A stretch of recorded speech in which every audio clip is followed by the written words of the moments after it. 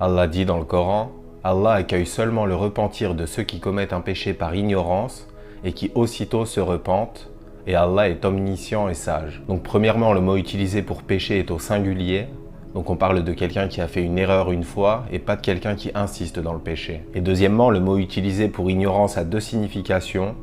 Donc il peut vouloir dire ignorance et il peut aussi vouloir dire impulsivité. Donc c'est soit quelqu'un qui a commis un péché sans savoir que c'en était un, soit quelqu'un qui a commis un péché de manière impulsive en se laissant submerger par ses émotions. Donc celui qui l'a fait par ignorance a en quelque sorte une excuse, parce qu'il a fait du mal sans le savoir. Et pour celui qui l'a fait de manière impulsive, on peut dire qu'à ce moment-là, il n'était pas vraiment lui-même, ou au moins que le péché n'était pas planifié, et qu'il ne l'a pas fait pour se rebeller envers Allah. Donc la première condition pour que le repentir soit accepté, et que le péché ait été commis pour l'une de ces deux raisons. Et deuxièmement, Allah dit « et qui aussitôt se repentent ». Autrement dit, une fois que le péché a été commis, il ne retarde pas le repentir, et il se tourne immédiatement vers Allah. Et Allah conclut le verset en disant « et Allah est omniscient et sage », donc Allah sait tout, il connaît tes éventuelles excuses, il sait dans quel état tu te trouvais et pourquoi tu as commis ce péché. Et dans le verset suivant, Allah nous parle de la situation inverse. Il dit « mais le repentir n'est pas destiné à ceux qui commettent de mauvaises actions, jusqu'au moment où la mort se présente à eux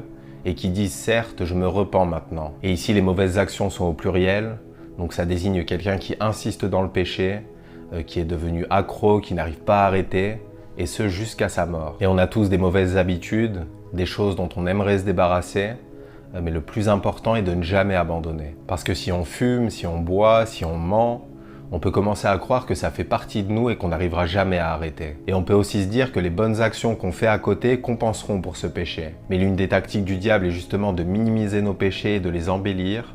Et Allah dit dans le Coran, le diable leur a embelli leurs actions. Et cette mentalité peut aller encore plus loin. Par exemple, un groupe des enfants d'Israël avait accepté le fait qu'ils iraient en enfer pendant un certain temps. Et Allah les cite dans le Coran. Ils disent « le feu ne nous touchera que pour quelques jours comptés ». Mais premièrement, on ne veut pas aller en enfer ne serait-ce qu'une seconde. Et deuxièmement, leur espoir de ne rester que quelques temps en enfer était vain. Allah dit dans le verset suivant « bien au contraire, ceux qui commettent des mauvaises actions et qui se font cerner par leurs péchés, ceux-là sont les gens de l'enfer où ils demeureront éternellement ». Donc ces gens-là ont abandonné jusqu'à ce que leurs péchés les encerclent, contaminent leur cœur et qu'il ne reste aucun bien en eux. Qu'Allah nous en préserve. Salam alaikum wa rahmatullah.